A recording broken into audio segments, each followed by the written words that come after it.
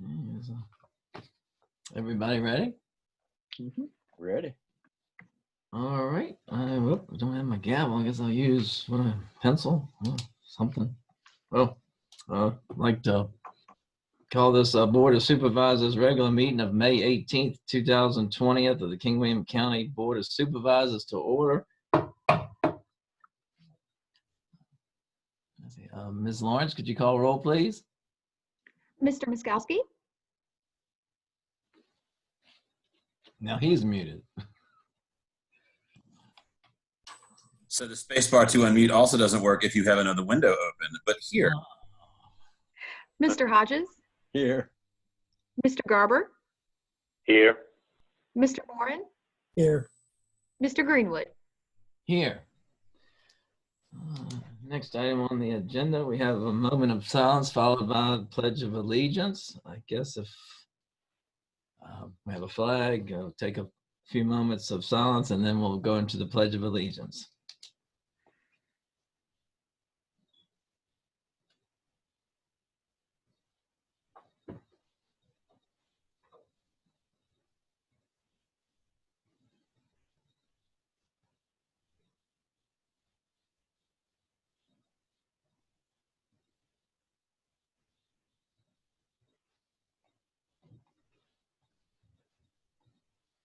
All right.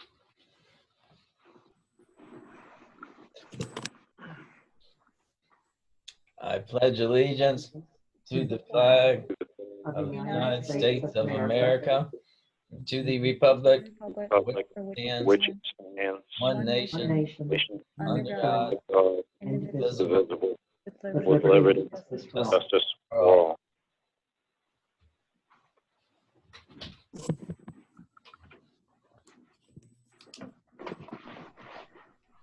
Next item on the agenda, we have the review and the adoption of the meeting agenda. Chair, I move approval of the amended agenda. Second.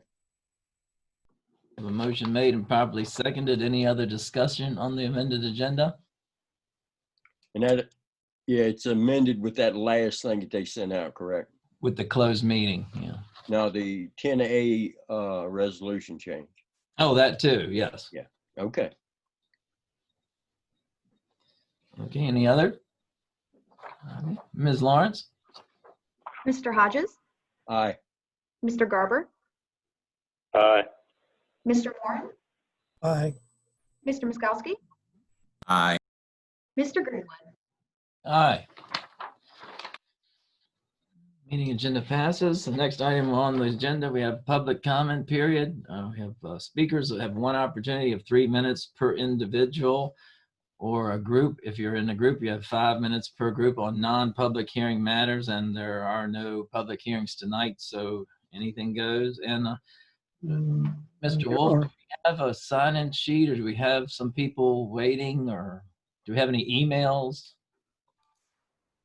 Probably worth pointing out that we do have 2 public hearings today. Oh, excuse me. Guess I missed that. So scratch what I said earlier.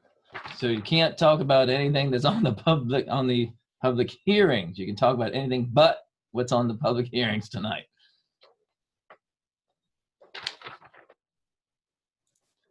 Restating that. Any comments? Yes, sir. I'm not aware of anyone. For anything? Okay. And there are a lot of people in here. Is there a way that you could, if they wanted to speak, they could flag or something, or anybody that's online wants to speak, somehow acknowledge to Mr. Wolf somehow that you'd like to speak? We've suggested before that they use the chat feature. Yeah, Correct. I didn't open that up. Let's see, chat. Okay, if you could send Mr. Wolf a private chat asking to speak, and then he'll let me know who you are. And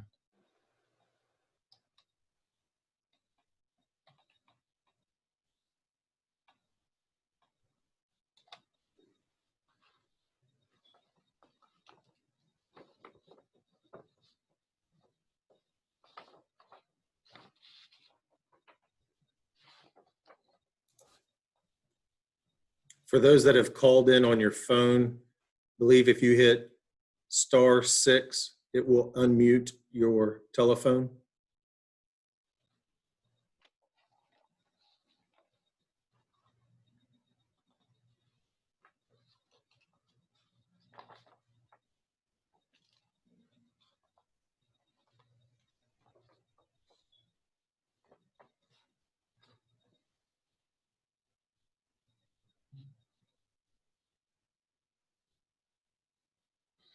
How long should we wait? Another minute, maybe?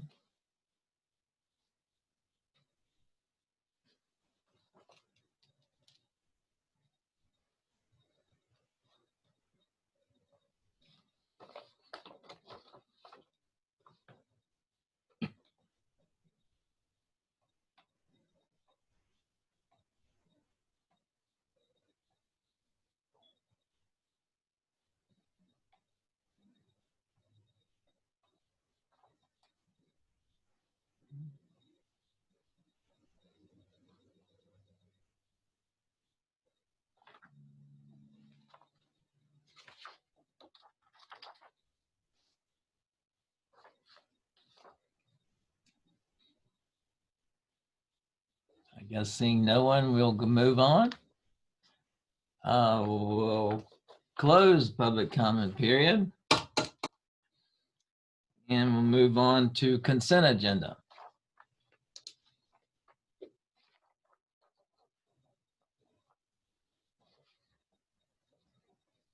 Mr. Chair, I move that we accept the consent agenda as written. I'll second that. Okay, we have a motion made and properly seconded to accept the consent agenda. Is there any discussion? Seeing none, Ms. Lawrence? Mr. Garber, Aye. Mr. Moran, Aye. Mr. Miskowski, Aye. Mr. Hodges, Aye. Mr. Greenwood. Aye. Next item we have on the agenda is presentations, and I see none. Are there any, no presentations, Ms. Tessenary? I think you're What about muted. Mr. Wolf? Approval of payment of bills. That was under consent agenda. No, sir. It's the presentation is the information technology projects presented by Travis Wolf. Oh, okay. That's in that amended agenda. And of course it came out late, so I didn't get to print it, so I still have the old one. So, oh, Mr. Wolf. Oh, that's probably why you're all dressed up.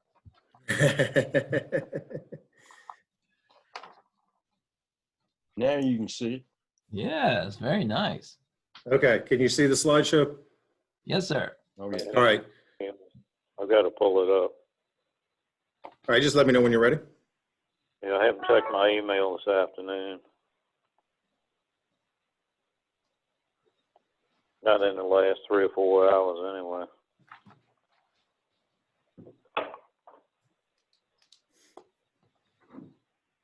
All right, let's see what we have here.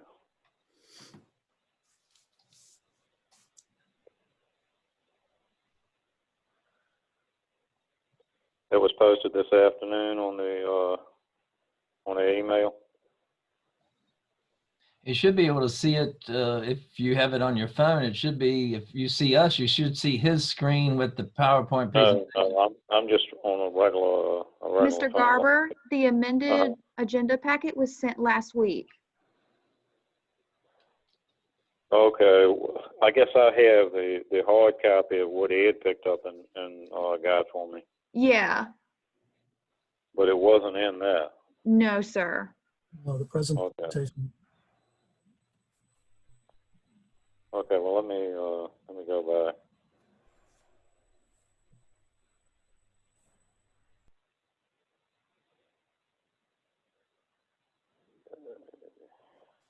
I guess, Travis, will there be some reading or will he have to see the pictures? No, he doesn't have to see. I'm just going to speak to the points that are on the slides. Sure. Go ahead. Okay, I guess we're ready. Okay. So thank you for allowing me to speak tonight. My name is Travis Wolf. I'm the systems engineer here for King William County. and I wanted to share with you some details on some IT-related projects that are going on. Currently, we are engaged in over a dozen projects that encompass nearly every department for the county. So we are a little busy on the IT side of things these days. As you can see, for those of you that can see, those are several of the projects. The ones that I wanted to speak on tonight are mainly for the server upgrade. Actually, tomorrow we will be upgrading the server here at the county, which will allow us to host here on the server the new softwares that we're bringing in, which is Edmunds, which is our new ERP for financial software, as well as software called Vision, which is going to be our new assessment software. In order to help keep costs down and not hosting those in the cloud with a monthly cost to the companies providing, we decided to upgrade the server that we have, that we put in place over a year ago to be able to host those. Along with that, currently the sheriff's office is a separate domain than the rest of the county. That was set up several years ago when we were on the old T1 lines, and the internet was not feasible to have the two buildings connected. So they set up a sheriff's office domain as an admin building domain. The upgrades to the servers will allow us to now all work under one domain. The big plus to that will be, which I'll be talking a little further here in a minute, will be the sheriff's office and fire and rescue will be receiving hopefully new laptops for their vehicles for dispatch, and all being under one domain will allow that to work seamlessly for emergency services. The next thing is the managed services contract that we currently have with Code Blue. Excuse me. Obviously, during COVID-19, we have seen some hardships with cash across the board. Fortunately, we were able to work with Code Blue. I renegotiated our contract with them. Prior to me coming, we were paying $3,600 a month for 40 hours of service per month.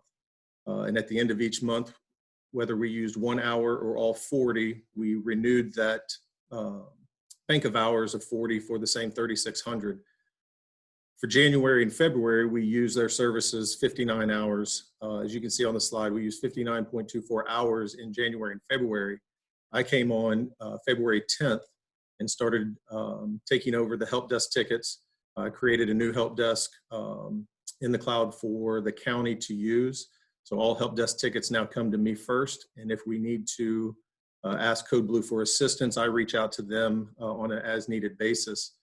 We started that March 1st, and for the month of March and April, we used Code Blue's services. We used them for 3.75 hours.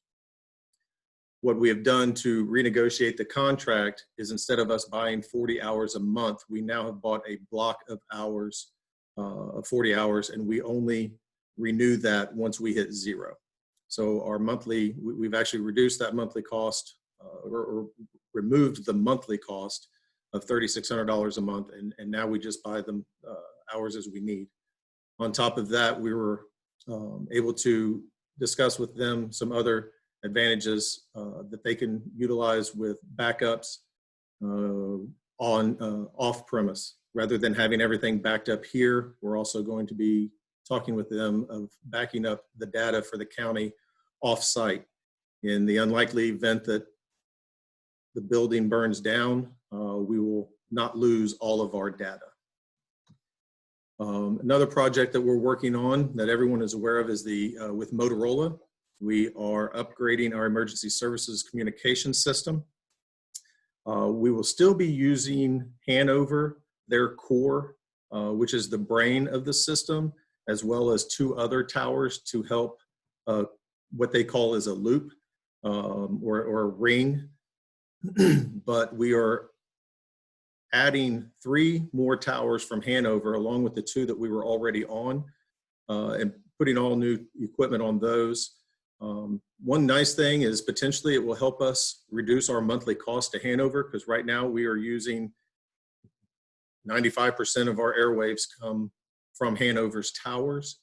This will help us utilize, I don't have the numbers in front of me, but a one model, 20% or less, I believe, of Hanover's tower utilization. So once we get that up and running next spring, hopefully we will be able to sit down with Hanover's county administrator and discuss potential cost savings for the county. On top of that, this is really going to help the fire, EMS, and sheriff's office with being able to have coverage in areas that they do not currently have coverage. We all know how important it is for someone that's in distress to be able to reach out to fire and EMS, but just as important, if not more, when those people go into those buildings or into those areas, and if they need backup or if they need assistance and they're not able to reach back out to the rest of the team, that obviously puts them in danger as well. So this project is really big and will help us here in King William go a long way. Hey, Travis. Yes, sir. Are you able to move the slides forward for the folks that may not have the package at home? I'm still on the main slide on mine. I don't think we change them, do we? No, are you guys, is it not moving? No, that's what I sent you a chat and nobody answered. It was like, we're stuck. We don't see anything. Hold on one Well, I'm second. way ahead of y'all guys for once. It's still on your front, your Name. first slide is where it's at, in the center. You see this one right here Yes, with my mouse? Yeah. yes. Hold on one second.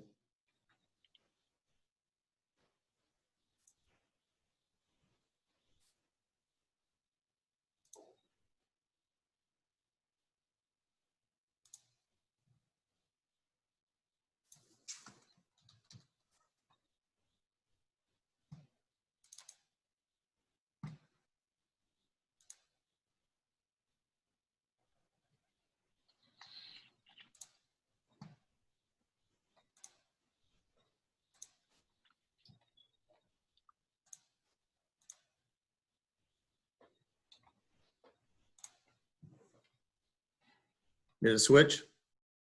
No, it's totally gone now.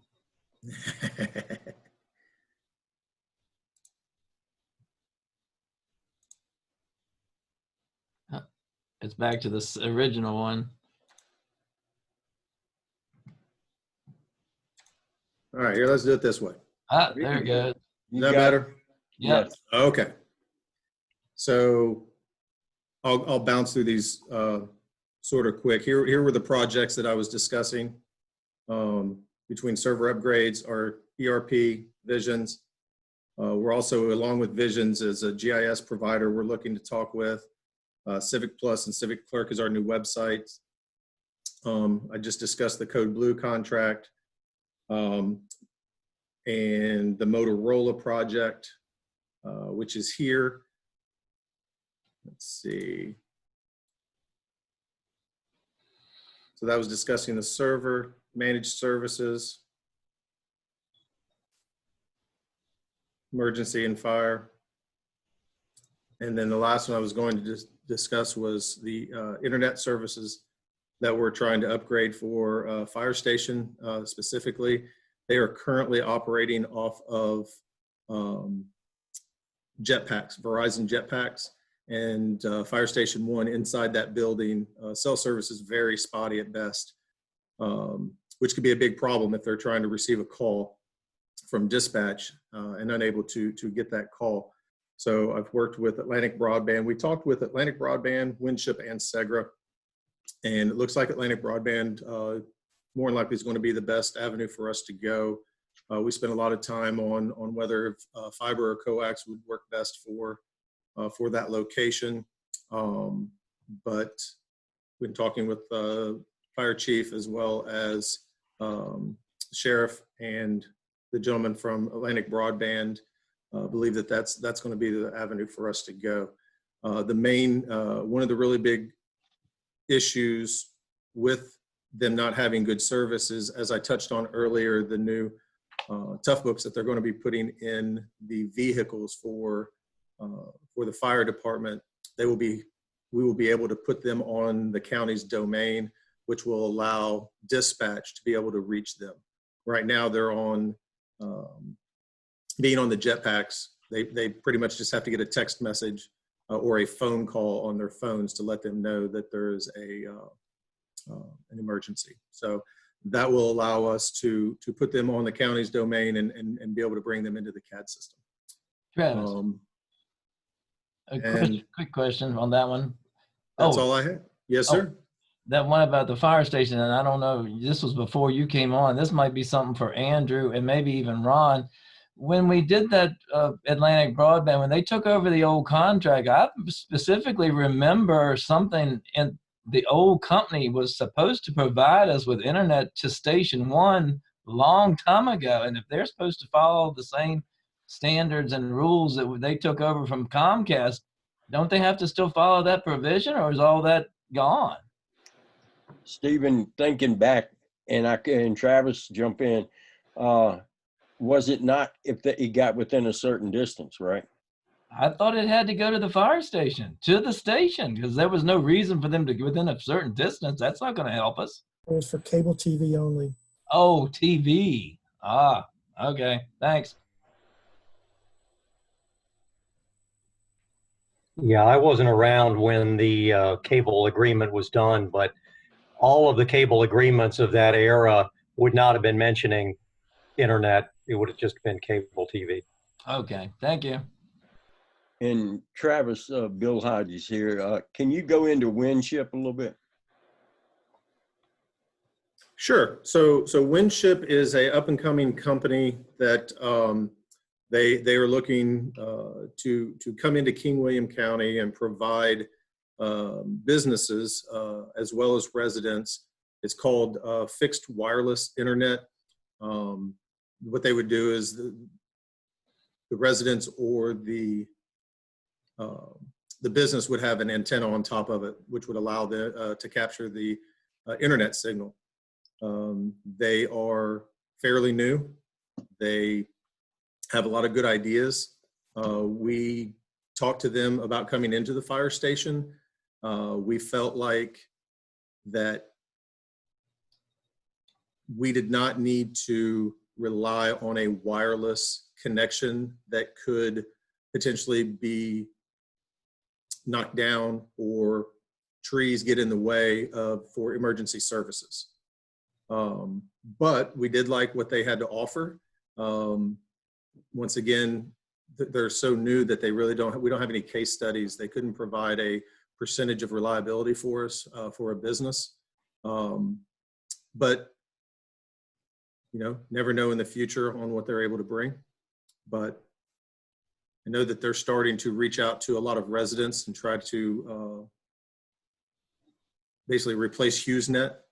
I know HughesNet is a satellite internet provider where this company is from local towers. They would be pushing out the signal. Travis, is the agreement that we have with Hanover for what they're supplying, is that a contractual agreement, or is that a year-over-year type thing, or what? For the core or for the emergency services with the radio system? Yeah. It is a contract. I believe we pay a monthly fee for them. Bobby, correct me if I'm wrong, but that is a contract that we have signed with them. I'm sorry, we don't pay a monthly fee. What Hanover does is they invoice us twice a year. Okay. But it is a contract that automatically renews. So it doesn't have an expiration date on it that can be renegotiated? Well, we can renegotiate at any time, and that's what we'll be doing this next year. But realistically, I think, as long as the county administrator in Hanover is amenable, we can make any kind of amendment to the contract at any point in the year. So it's flexible, but it does go year to year unless we request changes. Thank you.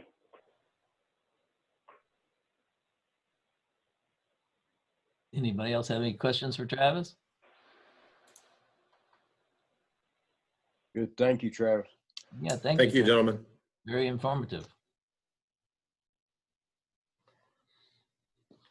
Okay, next item on the agenda, we have 9 old business, and the first one, 9A, public hearing and consideration of the readoption of ordinance 02-20, an ordinance of the Board of Supervisors of the King William County, Virginia, instituting emergency procedures to ensure continuity of the county government in response to COVID-19 disaster.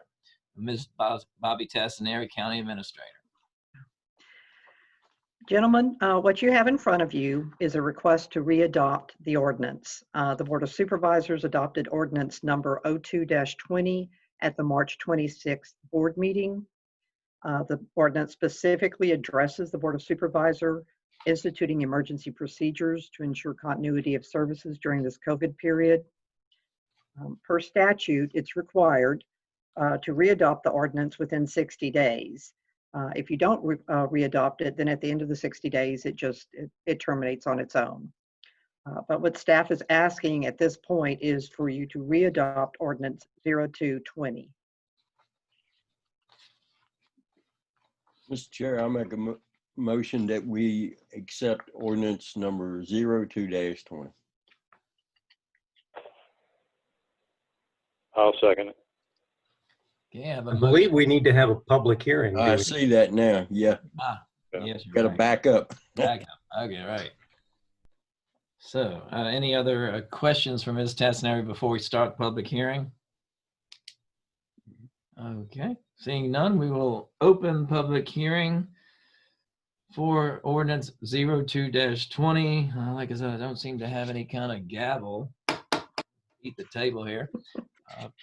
Public hearing open, and as usual, 3 minutes per individual. Unless you're with a group, you have 5 minutes to speak on this public hearing. And again, was there any emails turned in for this particular ordinance, or are there any people waiting to speak? I did not receive any emails. Okay, thank you. I have nothing in the chat. Nothing. I guess we can wait a minute still just in case. Use the chat if you'd like. Any of the people that are online right now, turn your mic off and go into the Zoom group chat. Send Travis Wolf a note that you'd like to speak, and he'll let me know.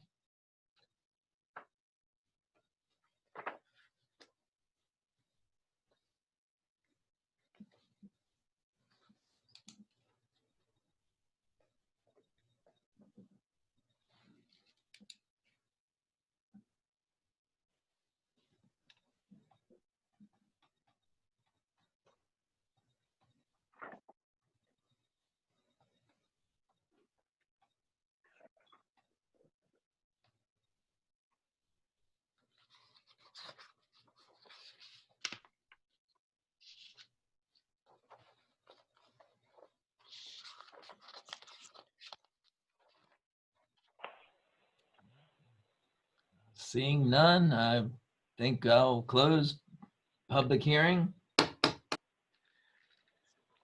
Is there any more discussion or comments from the board?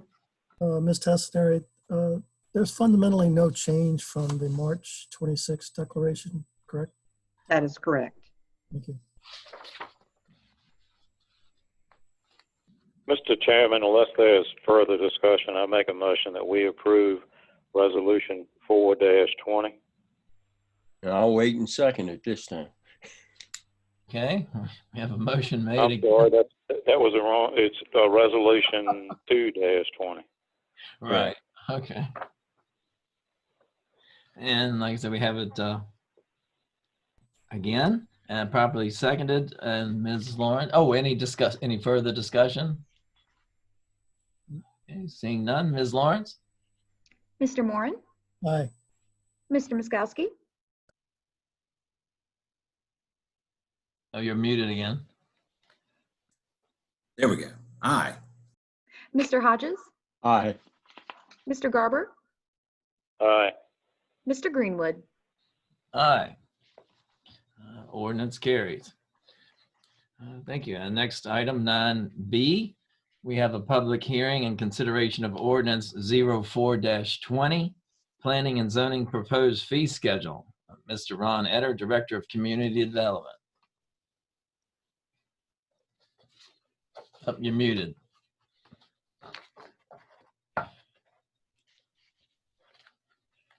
There you go. Oh, you're muted again. Try it this way. Okay.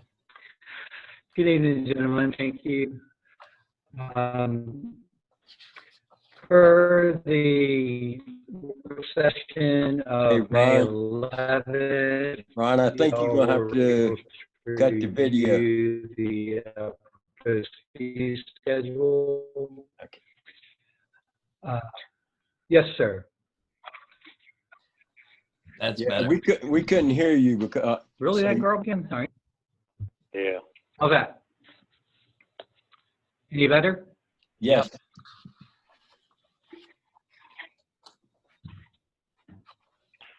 Can everyone hear me now? Yes, Yeah. I can. Yeah. Okay, great. Per the work session, May 11th work session, the staff reviewed with the board. Okay, great. Reviewed all the current fee schedules and determined that revisions were needed to address the changes in the type and based on the type and quantity of development within the county. The recommended revisions that you have before you to the fee schedules involve fees being based on the size of the project and the complexity. The fees reflect the time and expense incurred for reviews and inspections by staff, as well as for contracted services. I do want to point out two things in your packet that just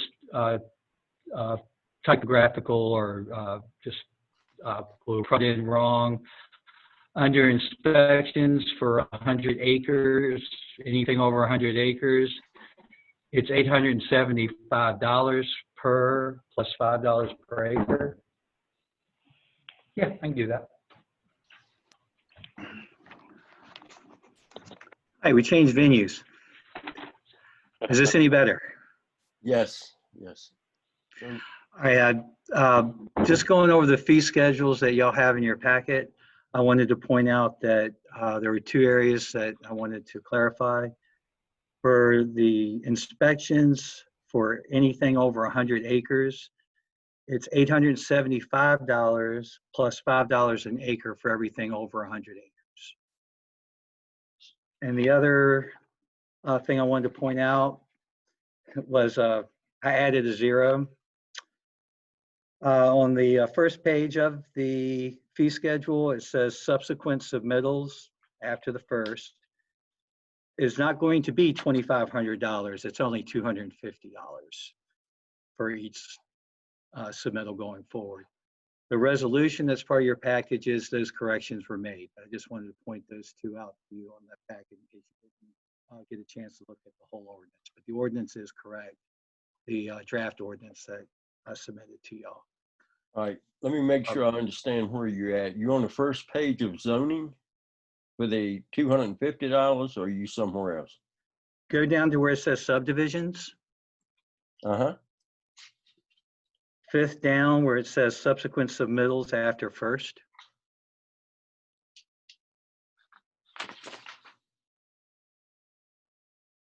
That should read $250 each, not $2,500 each. Okay. And then if you flip to the next page, the first block, last line from the bottom where it talks about inspections greater than 100 acres. That is $875, not $100 plus $5 an acre over 100. I got that one. Okay. But based on these fee schedules, staff does recommend that the Board of Supervisors approve this ordinance for updating the zoning and planning fees.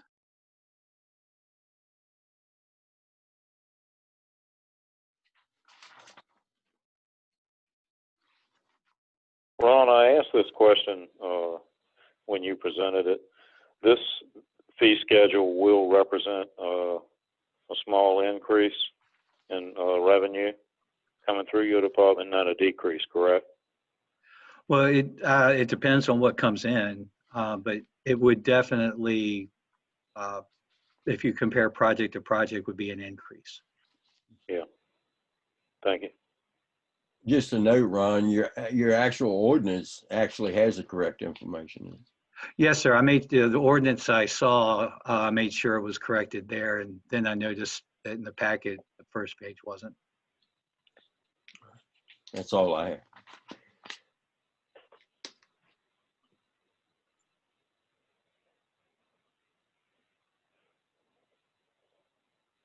Mr. Chairman, I'm good if you want to advance to the public hearing.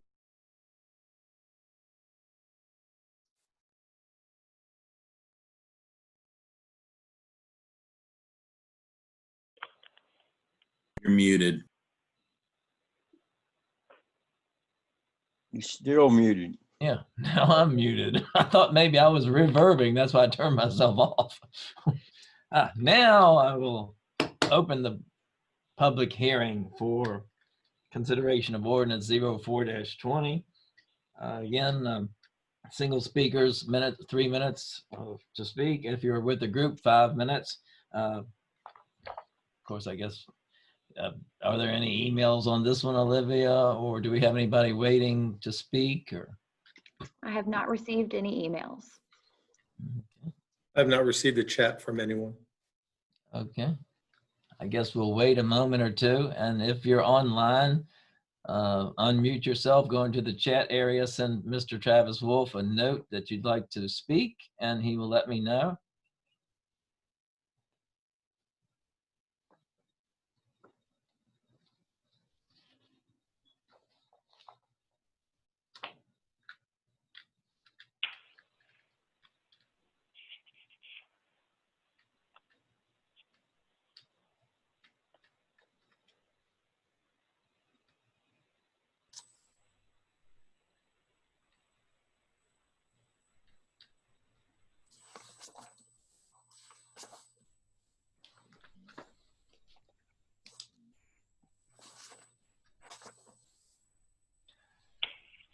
Well, guess seeing none, we'll close public hearing.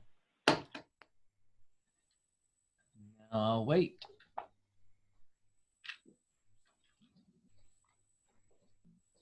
Do I have a motion? Yes, Oh, I thought you was waiting on. I'll make motion. Waiting for a motion. I guess I could make it myself, but Motion to approve ordinance 04-20. Second. here we have a motion made and properly seconded. Is there any more discussion on this? Seeing none, Ms. Lawrence? Mr. Miskowski, Aye. Mr. Hodges, Aye. Mr. Garber, Aye. Mr. Moran, Aye.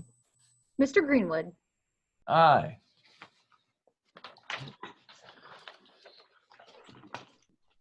Next item we have on the agenda is 9C, Virginia Retirement System Enhanced Benefit Election for Fire and EMS Employees, Resolution 20-27. Ms. Nita McIntyre, Manager of Human Resources. Good evening, everyone. Good I'd like to present Resolution 2027 for your consideration tonight. We spoke about it briefly at the previous work session. This resolution is to provide our fire and EMS services employees the hazardous duty benefit through the Virginia Retirement System. As discussed last week, this moves our fire department first responders from the hybrid retirement plan to Plan 2, qualifying them for different years of service age combination for retirement, as well as providing them the disability retirement benefit. The staff of King William County recommends your approval of Resolution 2027. And this is only for full-time employees. Yes, sir. Any questions for Ms. McIntyre? Mr. Mr. Chairman, Chair, I'll make a motion to accept resolution 20-27. second. I'll second it. We have a motion made and properly seconded. Any other discussion? Seeing none, Ms. Lawrence? Mr. Miskowski, Aye. Mr. Hodges, Aye. Mr. Garber, Aye. Mr. Moran, Aye. Mr. Greenwood. Aye. Okay, next item we have on the agenda is 9D, Human Resources Policies and Procedures Manual Update, Resolution 20-28. Again, Ms. Nita McIntyre, Manager of Human Resources. Tonight, I'd like to present Resolution 2028, which covers revisions to the Employees' Policies and Procedures Manual. As discussed at the May 11th work session, we would keep all the changes which we already presented to you, but would revisit the sick leave payout policy based on the discussions we had. In summary, we have included a sick leave accrual for all employees as of June 30th, 2020. This would be calculated and documented. Upon separation or retirement, that employee's sick leave accrual hours would be paid out on the prorated amount for tenure, which was in existence from January 1st, 2016 through June 30th, 2020. The employee would be paid either their actual accrued hours at separation or the 432 if they had more than those hours. The 432-hour mark is set because of that's the most sick leave hours that an employee could have earned and accrued from January 1st, 2016 through June 30th, 2020. Any employees hired as of July 1st, 2020 would not receive any pay for accumulated sick leave upon separation or retirement. The staff recommends your approval of Resolution 2028. And the way this is written, it also deducts, correct, any taken during that January the 1st of 2016 till June 30th, 2020. We would show exactly the amount of hours they have accrued as of June 30th, 2020. Obviously, whatever they accrued and have used each month, that automatically updates and deducts. But the benchmark for that time that would be paid out upon separation would be based on what they have June 30th. Ms. McIntyre, oh, go ahead, Stuart. I'd like to point out in the last meeting, I think maybe it was understood that I was in agreement with it. I'm not. I was in agreement with the original proposal, which would have eliminated the yearly rollover in payment at separation and retirement. And as a compromise, I was in agreement with the second proposal, allowing the yearly rollover but not a payout. I think this resolution, at the end of the day, is still going to cost us $48,000 in payoffs. And this is a time when, the future's uncertain. And, this money could go a long way. We might be able to save a job if it comes to a point of furloughs and layoffs. I just think we're at a point now we need to be proactive and think about what can happen. And I know the county employees are probably upset, but the people that voted us in office, we have to answer to them. Anyway, that's where I'm at on this. I just wanted to point out where I was. Thanks, Stuart. Well, I'd like to get some clarification from our county attorney. Could you, I guess, make us fully aware that, I guess, the conflict that we had last time that you weren't at our meeting was that some think that this is some sort of contract, but it's just a human resource policy. There's no contract between the county and the employees except for this human resource policy, is there? What is your formal take on this? You're muted.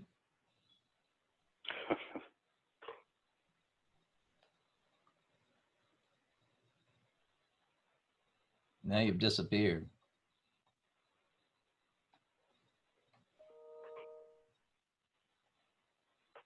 Could be he got knocked off. I'd give him a second to come back. Yeah. Mr. Chairman, while we wait, I had worked with Littler Mendelson, which is the HR attorneys provided to us through our insurance company. And they had confirmed, at least in their opinion, that there is no contract since we are a right to work. Okay, thank you. I think Andrew's back now, but you're still muted. I'm back. I apologize for that. Yeah, it's just not a contract, and there's very clear wording at the beginning of the policy that says exactly that.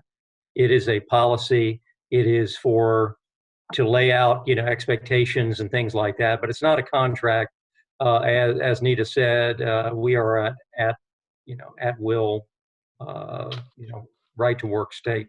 And there's nothing in this agreement, in this policy that changes it or makes it an agreement. All right. Thank you. Thank you.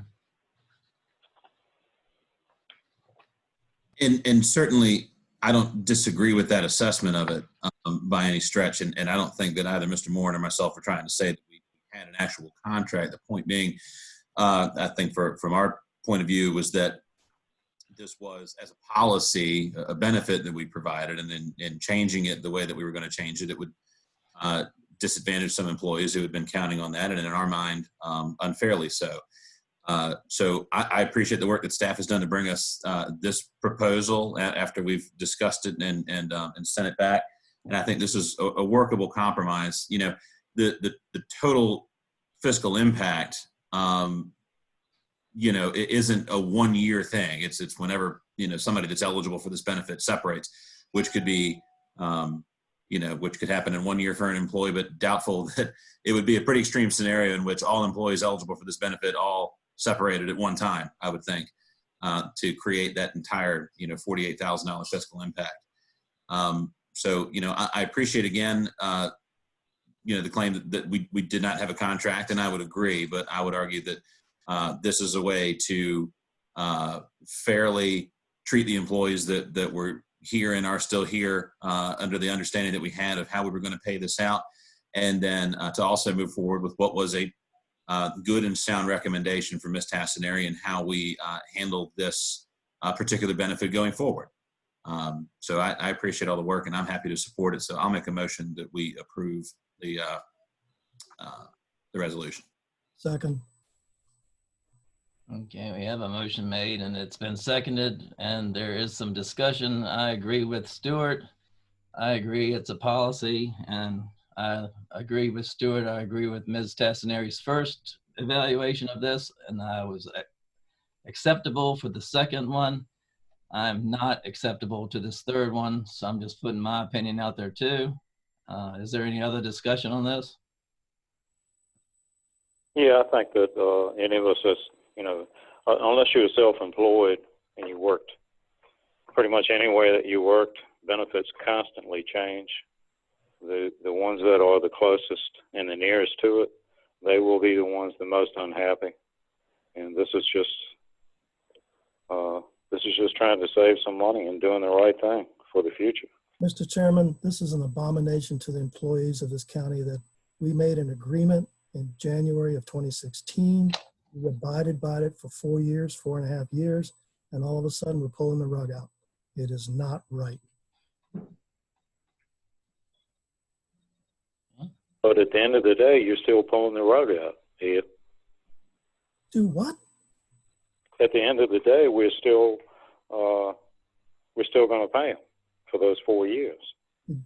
I would like to see. I mean, we're ending a benefit.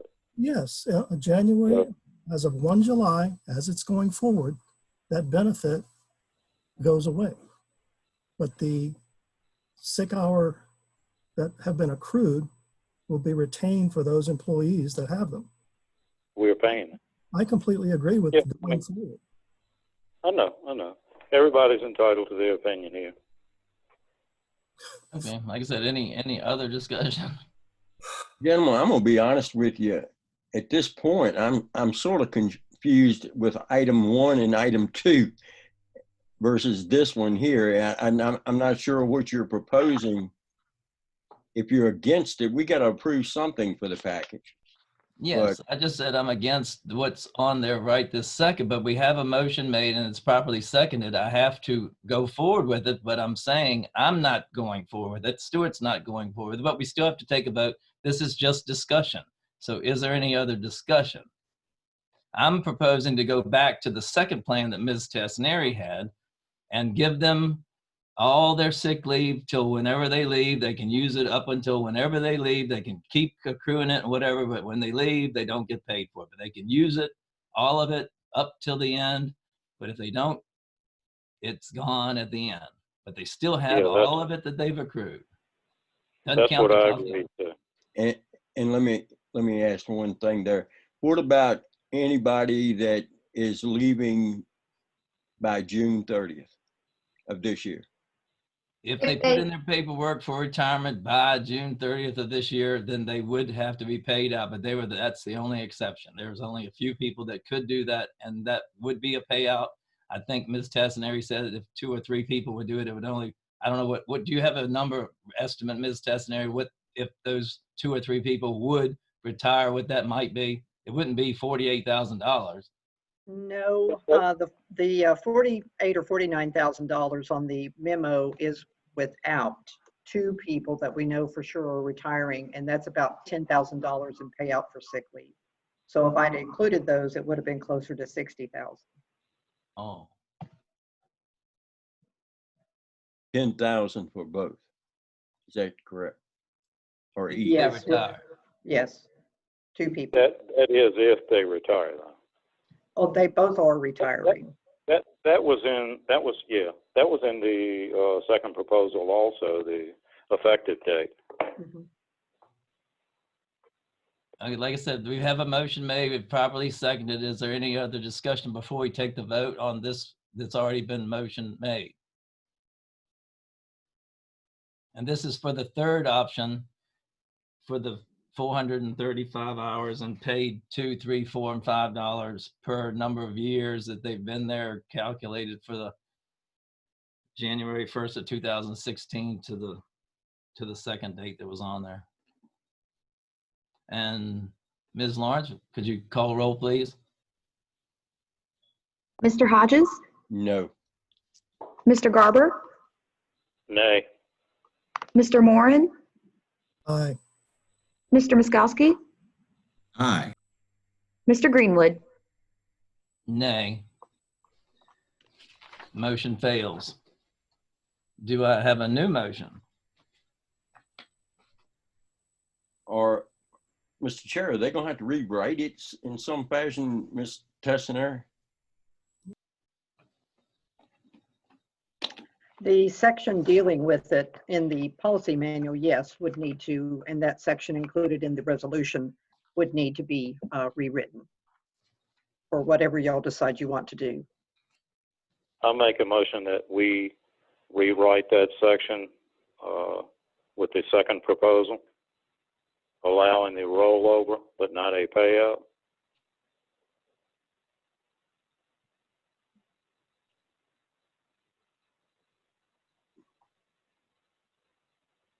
We have a motion. I'll second. And that's including they would be paid out the way we stand through June 30th. Correct. Yeah. Okay. Correct. Okay, any other discussion?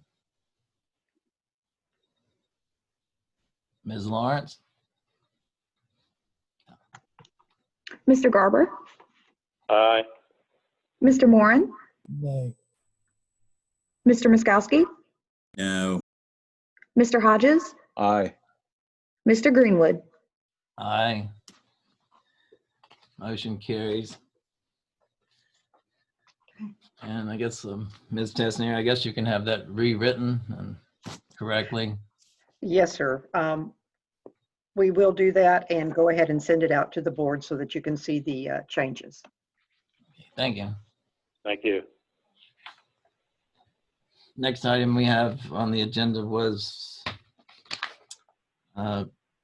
10. And like I said, I didn't get a copy of the new agenda. So what is 10A?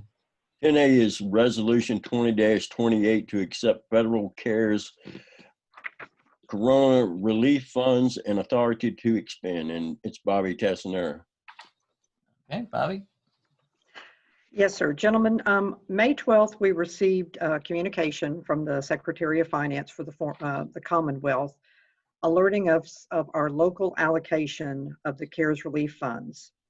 The state decided to determine what localities would receive by the U.S. Census Bureau's population data. So that makes us eligible for $1,496,097. I went ahead and sent y'all an email on this with extensive information, what we would be receiving, how it would be distributed, what the eligible uses are, what ineligible uses are. I also included what the schools would be receiving as a portion of the relief funding separate from this, so that you would have a big picture. What I am asking tonight is your opinion on accepting or not accepting the funds.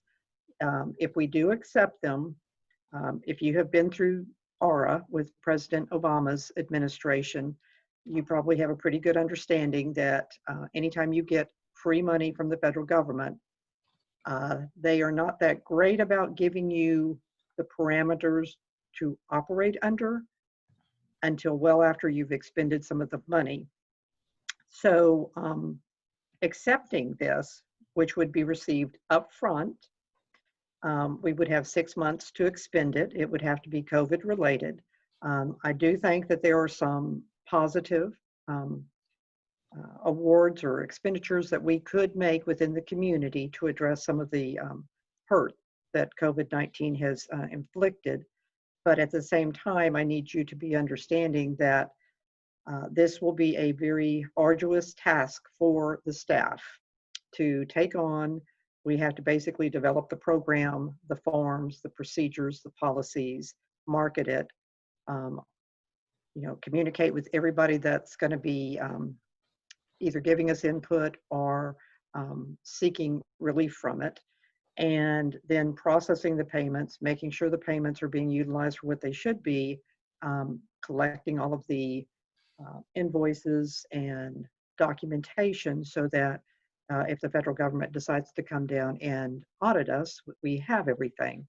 Now, one thing that I do want you to understand is that within the language of this document, it states that the federal government may be able to come back at the end and dispute what we considered a legitimate expenditure. And in that case, if the federal government determines that, then the county would have to pay the funds back.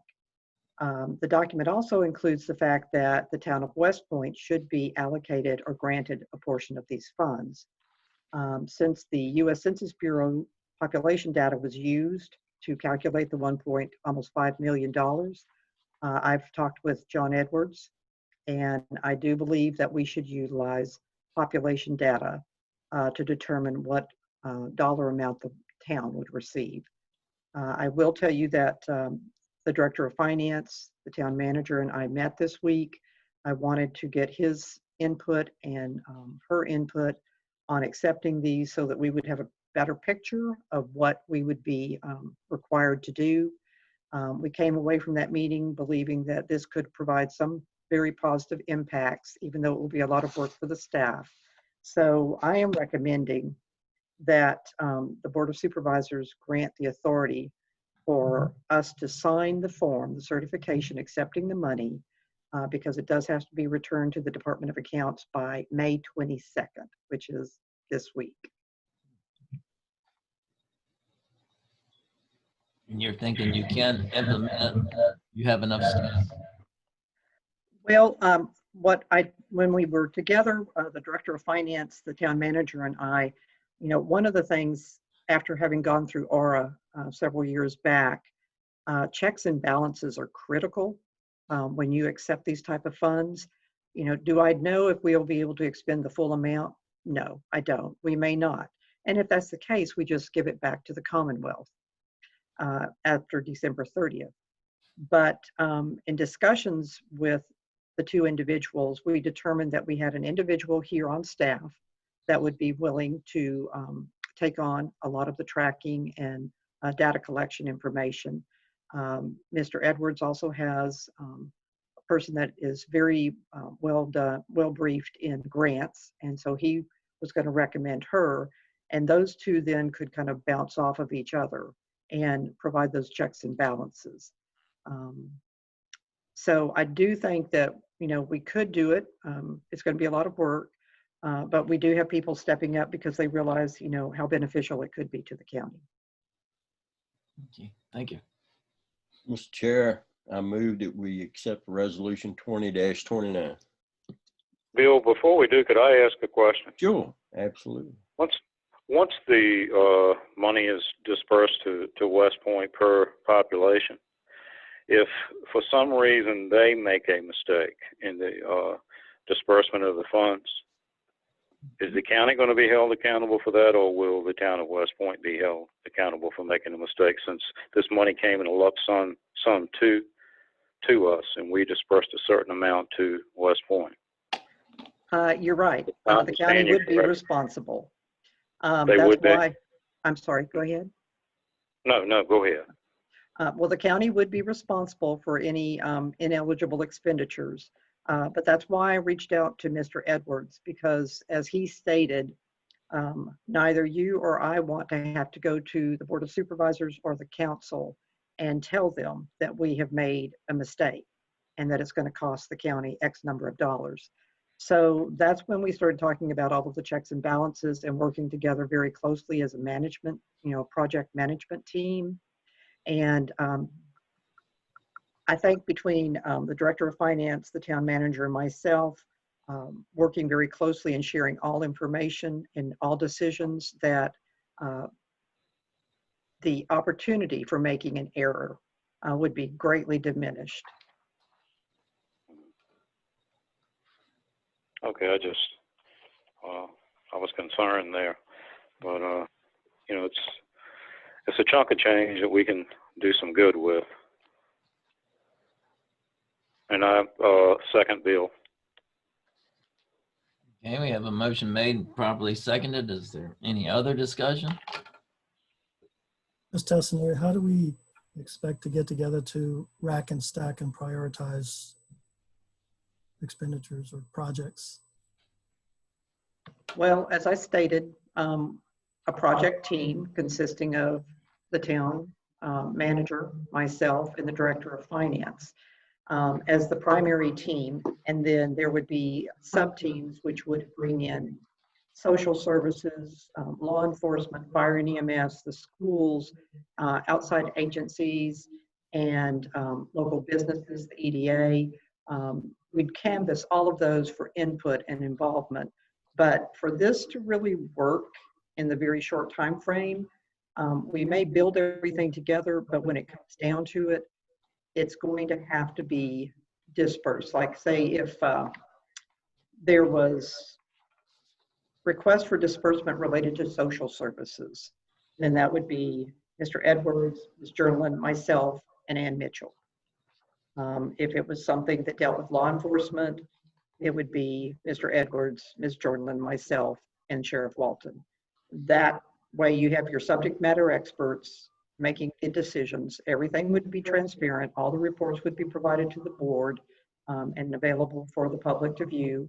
So, I mean, for this to work properly, it's going to need to be a very small, cohesive group with complete transparency on all decisions and actions. So you would be authorized to spend money and then after the fact advise the board? Yes, sir. With this resolution, you're giving us the authority to expend the funds once received. And staff is quite capable of doing that.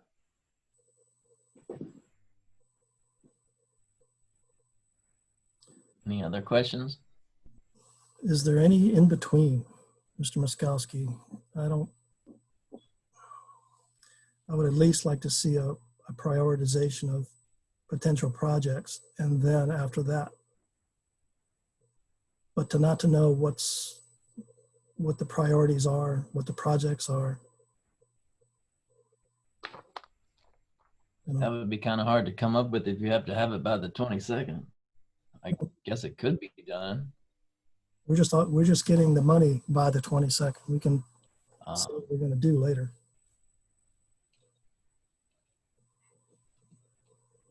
do we have to let them know by then? I mean, Yes, you got to let them know that you want the money by then, correct, Ms. Tessner? That is correct.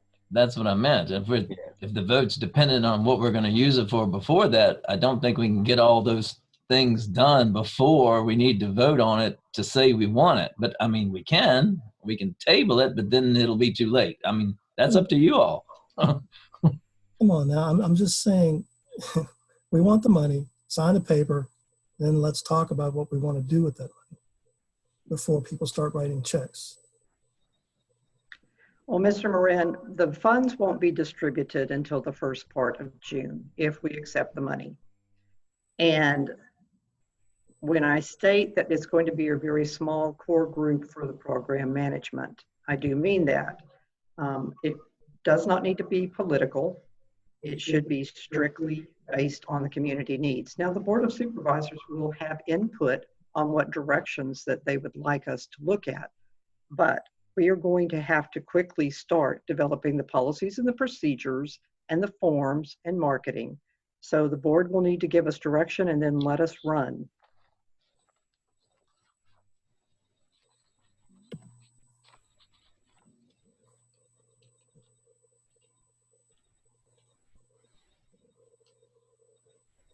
Anybody else? And we have a motion and second. Did Stuart, did you second? Yes. So we have a motion and it's been seconded. Any other discussion? I mean, I guess we'll move on with the vote. Ms. Lawrence, could you call roll? Mr. Moran, Aye. Mr. Miskowski, Aye. Mr. Hodges, Aye. Mr. Garber, Aye. Mr. Greenwood. Aye. Motion passes. Great. So, Mr. Chairman, so I think perhaps what Mr. Moore is looking for, and I think what might, be a decent idea is if this work group were to, gather at least input from the board and from council on what their priorities might be for eligible causes for this money. If we had kind of an outline of what some of those might be, and then, we could provide some input on priorities. That would be appreciated as the the policymaking body with the appropriate power to at least have that level of input, if that's acceptable for Ms. Tassinari. Yes, I stated that that would be fine. We will definitely take direction from the board on where, what avenues you'd like us to focus on, the same with the council. But my main concern is that, once we have been given that, we need to be able to hit the ground running. And that's going to be staff, because we're here every day. I agree, and I can appreciate that body that's going to be making those types of decisions needs to probably be nimble. But if we just general outline of what the priorities of both bodies were, then I think that would help you guys in your decision making and deliberations as well, knowing where to focus those efforts. Yes, sir. I agree. And Yeah, I would agree with that too. is there a timeline on expending the funds? December 30th. So it's pretty short. It's very short. Once we sign the documentation, we should receive the first portion of the funds around the first part of June.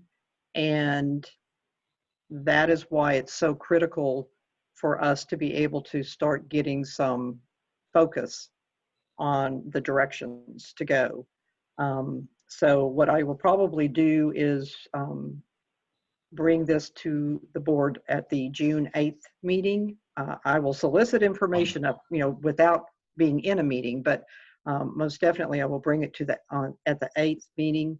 And if y'all can provide me guidance at that point, Mr. Edwards will do the same with the council.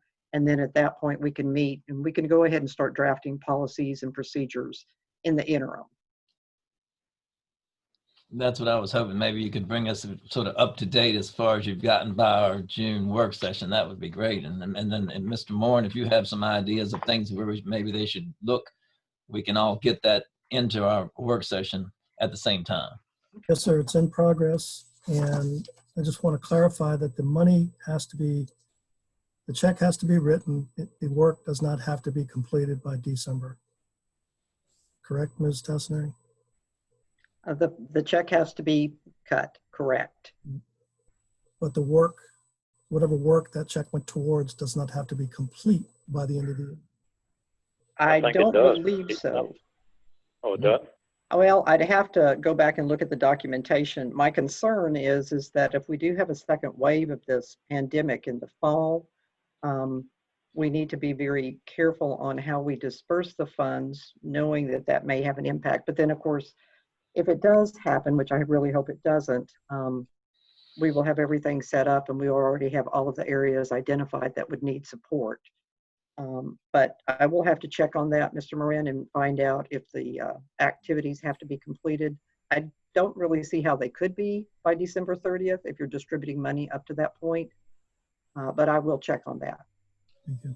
But I would want to be a little bit careful with writing a check before the Correct. work was done. Yeah, I thought it said unused funds by December the 30th had to be returned, but I could be wrong. That's unused from us, not unused from the people that haven't done the work. Oh, okay.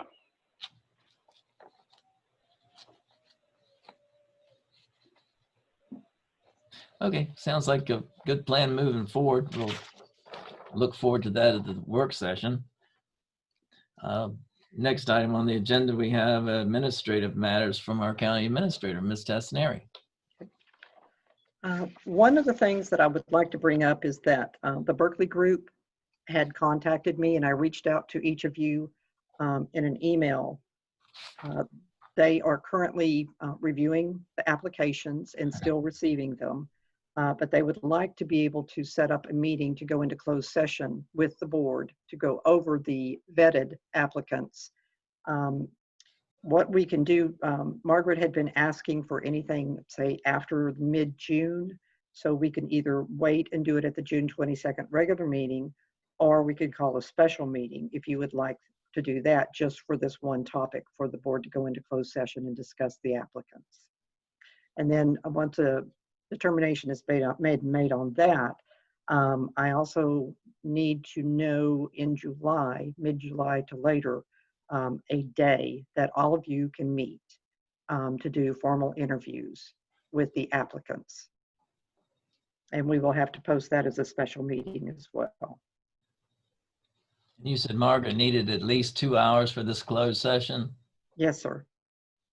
So we might want to consider another evening, or it depends on what everybody thinks. I don't know. You said you were going to try and keep the agenda light, but still even light could be an hour or so, and then another 2 hours. Yeah. Oh, what does everybody think?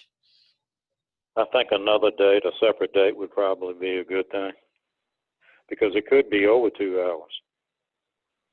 Right. But that's up, you know. Any ideas? Anybody else? I think it's going to need to be an additional day because, like you said, we have no clue when we come in thinking we're going to get out in 45 minutes and 4 hours later. Right, like last time. Yeah. And of course, that would have to be posted. So we would need how much notice before that? A special meeting, 3 days. Oh, that's all. Okay. And when would you like to have that date from all of us, I guess? If I could receive it this week, that would be greatly appreciated. Is that the date for her meeting, or that date plus the date we want for the all day thing as well? Both dates. Okay. So I guess if everybody can come up with maybe another evening to meet with Margaret for closed session, and then an all day after that for the interviews, if you can put that on your schedule and send it to Ms. Tassner. And you'll be on vacation, but still send you the emails by the end of the week. Oh, yes, sir. I'm Okay. always tracking my emails. Okay.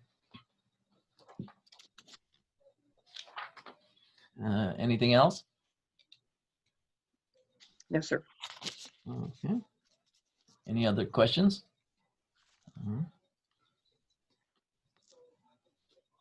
Looks like next item on the agenda is Board of Supervisors comments, and I think I started at 1 last time, so I guess I'll go backwards. So I guess I'll start with 5 this time. So, Mr. Moore.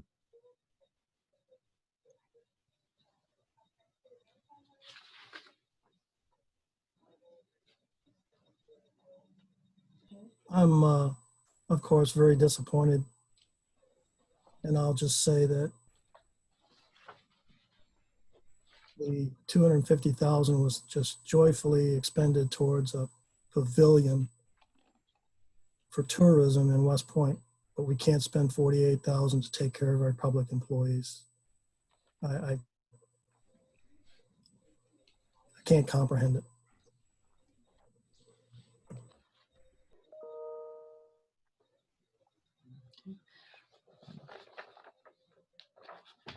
Mr. Garber? Yeah, you know, that was a tough decision, but I think it's the right thing. Benefits are not guaranteed. I mean, it's just as simple as that. And the ones that are closest and nearest to that are losing something will always be more reactive. In comparison, the same way with the solar farm. The ones who were adjoining landowners were the loudest voice. And again, this is about the people in the county that actually voted for us. But anyway, I'd like to, it was a good conversation.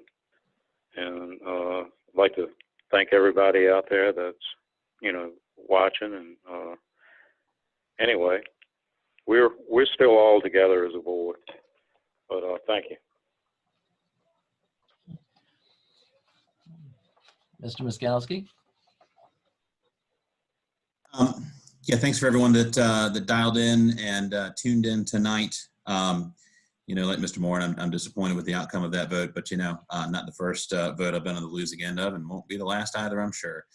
In any case, we move forward, and I agree with Mr. Garber as well. We're still together. We're never going to agree on everything, and that's fine. That's democracy, after all. Speaking of, happy Memorial Day to everyone coming up, and be safe if you are traveling, although I hope you are not. That's all I have to say tonight. Thanks, everybody. Take care. Mr. Hodges? Right. I'd like to thank everybody that tuned in, I guess. We didn't have anybody in the audience, correct?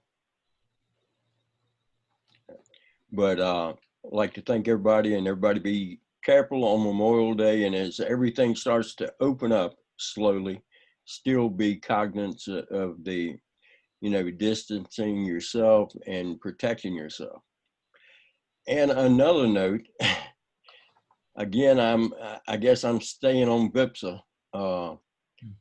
Ms. Tassinari, is there any way you can find out? They canceled an April 18th chemical pickup in King and Queen, and the next one isn't until August. I'm just so afraid that people that have these items are going to start, disposing of them in other manners. Is there a way that they can come up with a substitute day?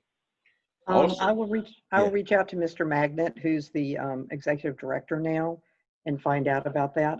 I had also talked with him about coming and doing a brief presentation for the Board of Supervisors at the June 8th meeting.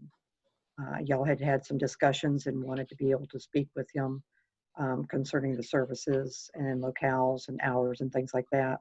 So I'll address this and go ahead and get you a response this week. But he should be here on June 8th as well for you to ask questions. Okay, and I will. But they still on their website have all those items prohibited that they said that we had ordered. And I don't remember ordering anything. And one of the items is oil. And gosh, I don't want to see that on the ground somewhere. Yes. That's my biggest fear. But thank everybody for coming out. And as always, like everybody has said, or most of you, it's not always a 5-0 vote, as we saw for 4 years. But we try to do the best decision with what we have. And that's how I vote. Thank you. I guess it's me. I'd like to thank everybody for coming. Also, it looks like at one point we had up to about 26, 27 participants, which was good. It's about as many as we have sometimes in the room. I still am not sure if the system is not quite working right, because it seems like even our normal people aren't tapping in to say anything, which I find strange. I mean, even a telephone call can come through, but it's good everybody is watching and listening and staying informed with county matters. And I guess it is unfortunate. Like I said, there isn't a 5-0 vote again.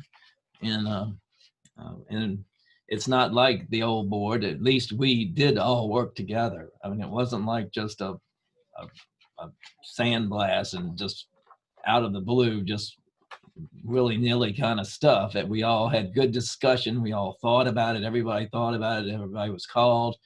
It was, like Travis said, it was a Democrat, not Democrat versus Republican, but a democratic process, and it worked. It worked. And like I said, we all still can get along at the end of the day, which I hate to say we probably couldn't have with the last board, but I don't have any ill feelings to anyone, and I'm upset for Mr. Moran. I'm sorry that I didn't feel the same way you did either. But like I said, we will move on, and we'll have other issues. Hopefully we'll all vote together on. And I'd like to everybody have a good Memorial Day. If you're going out, be safe. Don't get close to people. I have went around the county and I've noticed things that are not good. People congregating in parking lots with lawn chairs way too close to these restaurants and stuff. We got to be diligent in this so we don't, luckily we haven't had, but I thought we said that there was one death, but when I looked at the Department of Health, they said that King William didn't have any deaths. I don't know who's right. I would hope that the Department of Health was correct, but they said King William didn't have any deaths. So, but still we have 14 cases, but we got to keep that number low. And hopefully after Memorial Day, we'll keep it low and the numbers will still lower. And I'm optimistic that it won't come back in the fall, but the way it looks, I'm thinking as bad of a virus as this is, it probably will. And since there isn't a cure or antivirus for it for the next 13 to 15 months still, I'm very worried. So everybody be safe out there. Have a good Memorial Day. Keep in touch with your families by phone and do Zooms. I've done this with my family. We have Zoom meetings every week. It's great. I'd like to have, I miss being at the meeting. And like Mr. Moran said, it might have been nice for the board to have been there, but then I think it was still a little too risky right now, but hopefully we'll be able to soon. And we just have to social distance. So thank you very much. And with that, I guess I have to ask for a motion. Motion to go in closed session. Mr. Chair, I think you've got the sheet there. Yes, a motion to go into closed session in accordance. Oh, or does Travis have it? You want me to read it or Travis? I've got it if you'd like me to read. Yes, Mr. Moran, thank you. Yeah, as long as it's the most recent one. Did we get one out after we discussed the language on that one? Oh, that's right. One since then. He might not have. Did you get the very latest one? We got the one with the yellow check mark and the red. Yeah, don't say the red. Yeah, I tell you what. Let me see if I can piece it together. Right. Yeah, I didn't have time to print it, so I can get it off my phone.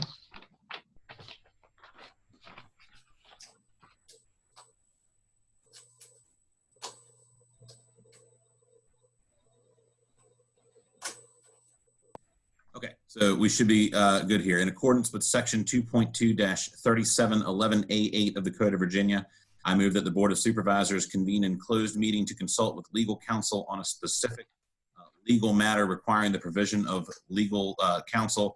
Will be consulting with the county attorney to receive legal advice regarding the meals tax appeal. Okay, I have a motion made. Do I have a second? Second. Second. I have a motion made and properly seconded. Ms. Lawrence? Mr. Miskowski, Aye. Mr. Hodges, Aye. Mr. Garber, Aye. Mr. Moran, Aye. Mr. Greenwood. Aye. We are now into closed meeting, and I guess we have a different Zoom meeting number, so I guess we'll log off of here. Mr. Travis Wolf, will you get us set up in for the closed meeting? Yes, sir. I will close this one out and head over right now. Thank you. Yes, sir.